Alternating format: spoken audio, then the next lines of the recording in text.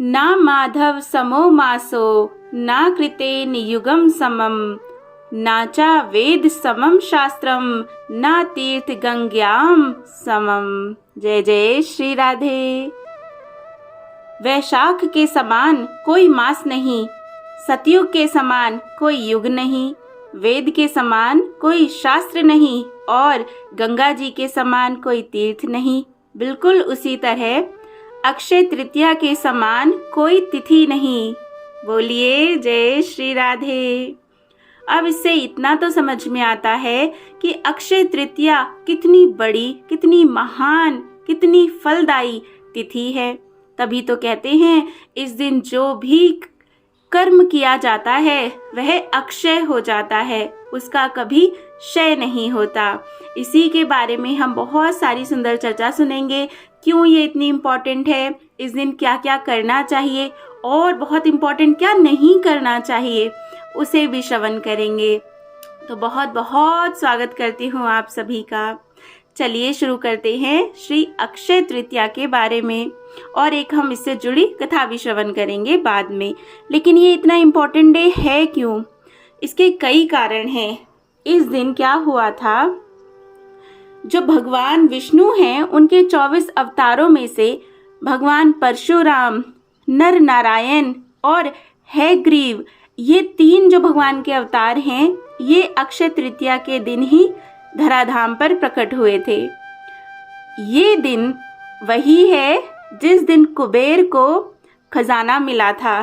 जो धन के देवता हैं कुबेर, उनको आज ही के दिन यह पदवी प्राप्त हुई थी। ब्रह्मा जी के पुत्र अक्षय कुमार का अवतरण भी आज ही के दिन हुआ था। और आप जानते हैं तीर्थ स्थल बद्री नारायण के पट भी अक्षय तृतीया को खुलते हैं। 4 धामों में से बद्रीनाथ भी हैं और वो कितने विशेष हैं। वहाँ के दर्शन आज के दिन से प्रारंभ होते हैं। पीछे वहाँ क्योंकि बहुत बर्फ होती है, इस वजह से बंद रहते हैं 6 मास तक, और आज के दिन प्रथम बार ये पट खुलते हैं और भक्तों को दर्शन प्रदान करते हैं। अच्छा, आप जानते हैं आज ही के दिन माता गंगा पृथ्वी पर आई थी। बोलिए माता गंगा की जय। सुदामा और भगवान श्री कृष्ण का मिलन भी आज ही के दिन हुआ था। सुदामा प्रभु से मिलने के लिए गए थे और ये आज ही का दिन था, शुभ दिन था। भगवान वेद व्यास और प्रभु गणेश जी ने मिलकर इसी दिन से महाभारत लिखनी शुरू करी थी। बहुत बहुत विशेष दिवस है ये। कितनी सारे सुंदर जो प्रसंग हैं वो इसी दिन हुए थे। अच्छा, ये एक ही दिन पर सब नहीं हुए हैं, अलग अलग समय में, पर डे यही था। समझ रहे हैं? इस तरह से कोई प्रसंग सतयुग का है, कोई त्रेता का है, कोई द्वापर का है, बट ये सब के सब अक्षय के दिन हुए थे, अक्षय तृतीया के दिन हुए थे। इसीलिए ऐसा माना जाता है कि ये दिन बहुत बहुत शुभ है। और हमारे सब के लाडले, हम सब के प्यारे श्री बांके बिहारी जी, वृंदावन के राजा बांके बिहारी, वैसे तो उनके दर्शन नित्य ही होते हैं, पूरे वर्ष उनके दर्शन होते रहते, कभी भी जाओ प्रभु अपने दर्शन देते हैं। लेकिन प्रभु अपने चरणों के दर्शन पूरे वर्ष में सिर्फ और सिर्फ अक्षय तृतीया के दिन ही देते हैं। भगवान के चरण सबको अभय देने वाले हैं, सबको निडर करने वाले हैं। ऐसा क्या है जो श्री हरि के चरणों में नहीं है? ऐसे सुंदर पावन चरणों के दर्शन भक्तों को सिर्फ और सिर्फ इस दिन हो सकते हैं, हमारे प्यारे बांके बिहारी के। तो जो भी बांके बिहारी के चरणों के दर्शन करना चाहे वो अक्षय तृतीया के दिन जाए बांके बिहारी के दर्शन करने के लिए, तो उसे चरणों के दर्शन अवश्य होंगे। वरना पूरे साल क्या होता है, जिस तरह की पोशाक बिहारी जी धारण करते हैं उसमें उनके चरण छिपे ही रहते हैं। सिर्फ अक्षय तृतीया के दिन ही प्रभु के चरणों को दिखाया जाता है। यही शुरू से होता आया है। इस दिन भगवान को बहुत सुंदर सुंदर मोटी मोटी पायलें पहनाई जाती हैं, बड़ी प्यारी प्यारी सी। और उनके चरण दर्शन कराए जाते हैं। अच्छा, ये दिन इसलिए भी बहुत विशेष है क्योंकि इस दिन से ही गर्मी शुरू हो जाती है, अच्छी वाली जिसको कहते हैं। और क्योंकि गर्मी शुरू हो जाती है इसीलिए आज के दिन से ही चंदन यात्रा भी शुरू होती है। इसके विषय में एक अलग वीडियो में हम श्रवण करेंगे, लेकिन जो चंदन यात्रा है, जो भगवान को चंदन लगाया जाता है, चंदन चढ़ाया जाता है, चंदन दान किया जाता है, तीनों का मतलब एक ही है, वो इस दिन से शुरू होता है। और आप अगर बिहारी जी के चरण दर्शन करेंगे, कोई भी पिक्चर आप उनकी देखेंगे, फोटो देखेंगे, तो उसमें क्या देखेंगे कि वहाँ पर चंदन के गोले रखे होते हैं उनके, बिल्कुल गोल गोल बनाकर, बड़े से लड्डू की तरह 2-3 गोले उनके चरणों में रखे रहते हैं। वो चंदन के गोले होते हैं। मान्यता है कि भगवान को शीतलता प्रदान करने के लिए तो वे रखे ही जाते हैं। इसके साथ साथ ही ये भी मान्यता है कि पृथ्वी का रूप बनाया जाता है उनको, और उनको भगवान के श्री चरणों में रखते हैं कि पूरी पृथ्वी पर आपकी दया दृष्टि है प्रभु, सदा बनी रहे। तो ऐसे ही आप अपने घर में भी अपने लड्डू गोपाल के श्री चरणों में उसी भाव से रख सकते हैं कि सबका कल्याण हो, सबको समृद्धि मिले, सबको आपकी भक्ति मिले, ऐसी कृपा प्रभु करिए। जय जय श्री राधे। तो ये सारी विशेष बातें थी जो अक्षय तृतीया से जुड़ी हुई हैं। अब अक्षय तृतीया पर क्या करना चाहिए और क्या नहीं करना चाहिए, तो करने के लिए तो आप इतना ही समझ लें कि इस दिन जो भी करेंगे वो अक्षय हो जाएगा, उसका कभी क्षय नहीं होगा। अब तो हमें खुद से ही समझ में आता है कि हम अच्छे अच्छे कर्म ही करें, कुछ भी हमसे गलत नहीं हो, इसका पूरा ध्यान रखें। अच्छे कर्म ना भी हो तो बुरे तो बिल्कुल ही ना हो, क्योंकि अगर अच्छे कर्मों का फल अनंत गुना है तो जो हमसे बुरे कर्म हो जाएंगे उनका फल भी हमें अनंत गुना ही भोगना पड़ेगा। इसीलिए इस बात का विशेष ध्यान रखना है कि हम ज़्यादा से ज़्यादा भगवान का नाम जप करें, क्योंकि नाम ऐसी चीज़ है जो हमें सबसे ज़्यादा अधिक आनंद प्रदान करती है यहाँ भी, और जब हमारा शरीर जब पूरा होगा उस समय जो चीज़ काम आएगी वो सिर्फ और सिर्फ नाम होगा। इसीलिए भगवान का नाम जप करें, जो नाम आपको प्रिय हो वो करें। राधा नाम जप सकते हैं, हरे कृष्ण जप सकते हैं, जो मंत्र आपको अच्छा लगे आप वो कर सकते हैं, लेकिन जपना ज़रूर है। इसके अलावा आप कीर्तन कर सकते हैं, घर में कीर्तन का आयोजन कर सकते हैं, घर के आसपास के लेडीज़ को बुलाकर या जैसे भी संभव हो, और नहीं तो सिर्फ अपने परिवार के साथ बैठकर प्रभु के सामने 10 मिनट कीर्तन करिए, भले आधा घंटा करिए, 10 मिनट कम से कम करिए, बाकी तो जितना ज़्यादा हो सके उनको भजन सुनाइए, कीर्तन करिए। भगवान कीर्तन से बहुत आनंदित होते हैं। नाम जप करिए, भगवान की कथाएं सुनिए, और अपने परिवार के साथ में हो सके तो कोई एक जना सुनाइए, बाकी सब सुने बैठकर। तो ऐसा भी कर सकते हैं। अपनी श्रद्धा के अनुसार जो जो करना कर पाएँ उतना सब करना चाहिए, लेकिन मैं सबसे ज़्यादा नाम जप और संकीर्तन के लिए कहूँगी वो ज़रूर करें।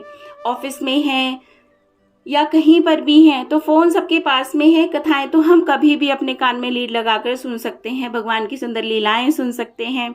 ये सबसे अच्छा समय होता है जब हम भगवान की लीला सुनते हैं, और फिर अक्षय तृतीया के दिन सुन रहे हो तो उसका तो क्या ही कहना है ना। बस ये सब तो करना है, लेकिन हमें किसी की चुगली नहीं करनी है, बहुत ध्यान रखना है। किसी से भी द्वेष नहीं करना है, अपने मन में जलन नहीं लानी है किसी के भी प्रति, क्योंकि ये सारे भले हम अपने आप में ही सुने या अपने आप में ही करें, लेकिन ये अच्छा फल हमें नहीं देंगे, ये हमसे गलत काम बन जाएगा। किसी को गाली नहीं दे, किसी के साथ लड़ाई नहीं करे, किसी के साथ धोखाधड़ी नहीं करे, इन सब चीज़ों का भी हमें बहुत बहुत ध्यान रखना है।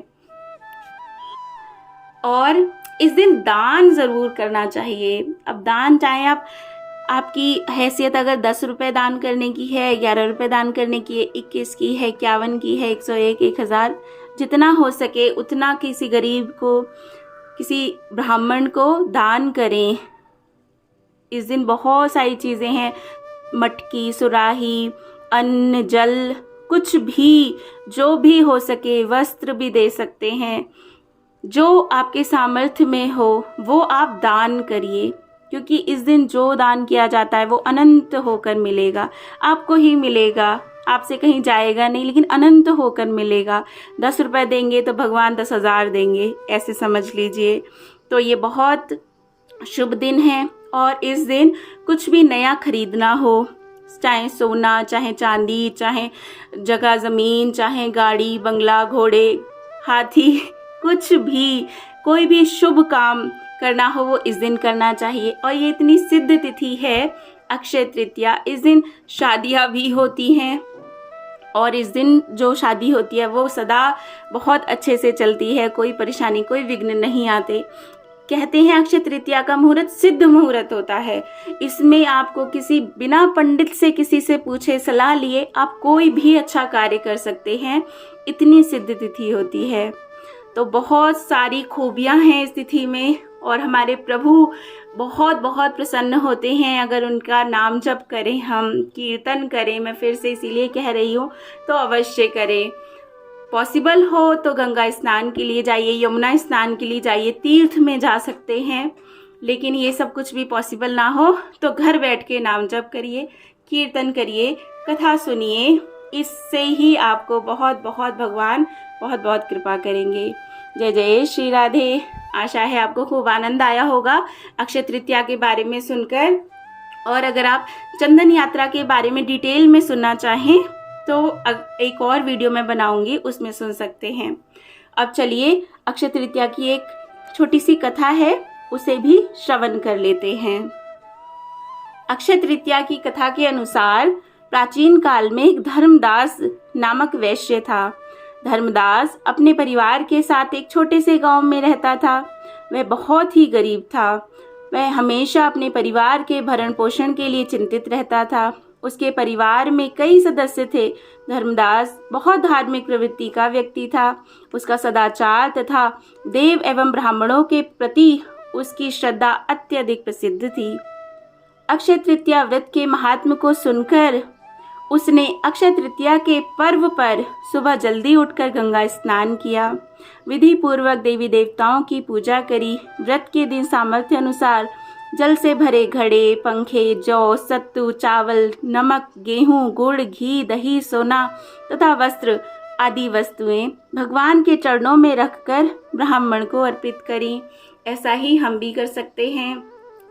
ज़्यादा क्वांटिटी नहीं तो थोड़ी थोड़ी क्वांटिटी ले सकते हैं, लेकिन ये दान करना बहुत अच्छा रहेगा। यह सब दान देखकर धर्मदास के परिवार वाले तथा उसकी पत्नी ने उन्हें रोकने की चेष्टा करी कि इतना सब दे देंगे तो हमारा घर कैसे चलेगा। फिर भी धर्मदास अपने दान और पुण्य कर्म से विचलित नहीं हुआ। उसने ब्राह्मणों को कई प्रकार का दान दिया और जीवन पर्यंत जब भी अक्षय तृतीया की तिथि आती वो हमेशा ही दान दिया करता। उसके इसी पुण्य की वजह से अगले जन्म में वो कुशावती का राजा हुआ। जय जय। क्योंकि अक्षय तृतीया के दिन जो भी दान धर्म किया जाता है वह अक्षय हो जाता है, और उसके प्रताप से जितना हम सोच नहीं सकते उतना हमें मिलता है। कहते हैं कि उनके यहाँ पर जब वो राजा बने थे तो अक्षय तृतीया के दिन जो त्रिदेव हैं ब्रह्मा विष्णु महेश, वे ब्राह्मण का रूप धारण कर कर उसके यहाँ आया करते थे। कितनी सुंदर बात है। तो ऐसे ही जैसे धर्मदास ने बहुत गरीब स्थिति होने पर भी, घर में उतना नहीं होने पर भी उसने दान दिया, तो देखिए उसको क्या फल मिला। कई बार हम लोग सोचते हैं अरे भैया हमारे पास तो है ही नहीं, हम क्या दें, हमारे पास होता तो हम देते। लेकिन आपके पास जितना है, प्रभु ने जितना दिया है उसी में से अपनी एक रोटी में से 25% निकालिए और किसी को गरीब को दीजिए, क्योंकि सभी के अंदर श्री हरि ही विराजमान है, भगवान विराजमान है। इसीलिए किसी की भी सेवा श्री हरि की ही सेवा होती है, भगवान की ही सेवा होती है। तो जब भगवान उस रूप में लेते हैं तो अपने रूप में आकर वो देते हैं, और जब वो देते हैं तो अनंत देते हैं, फिर संभाला नहीं जाता। जय जय श्री राधे, जय जय श्री राधे। आशा है आपको खूब आनंद आया होगा। अगर आपने चैनल को अभी तक सब्सक्राइब ना किया हो तो ज़रूर करें और प्रेम से कहें जय श्री राधे श्री हरिवंश राधा वल्लभ लाल की जय, श्री हरिवंश महाप्रभु की जय, परम पूज्य गुरुदेव महाराज की जय जय हो।